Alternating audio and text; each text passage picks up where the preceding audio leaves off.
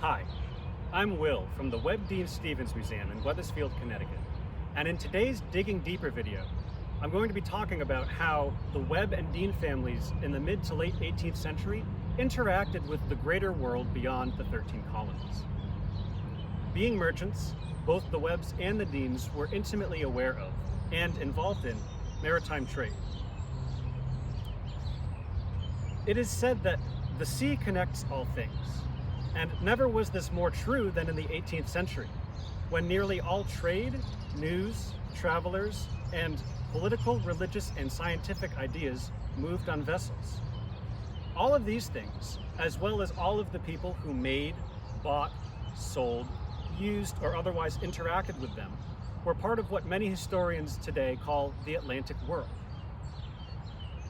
The British recognized the benefits of trade with their North American and Caribbean colonies, but were simultaneously concerned about competition with other European powers, such as the French, Spanish, and Dutch. In order to protect their colonies and to ensure that they alone would benefit from trade with their colonies, the British enacted a series of laws known as the Navigation Acts that spelled out the rules for trade between British colonies. Now, in essence, the Navigation Act said that colonies could only trade with other British colonies. It all had to stay within the British Empire. However, in practice, the Navigation Acts were rather difficult to enforce, especially on the peripheries of empire, such as the Caribbean. The Caribbean of the 18th century was a melting pot of empires.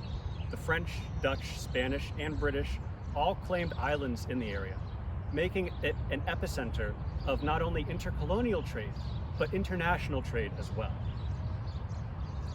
So, what does this all have to do with the Webb and Dean families? And why am I standing here in Wethersfield Cove, you may wonder? The Cove was a commercial harbor in the 17th and 18th centuries. Vessels could sail from here down the Connecticut River and into the Atlantic Ocean. For the Webbs and the Deans, this was their gateway into the Atlantic world and all of the opportunities and perils that came along with that.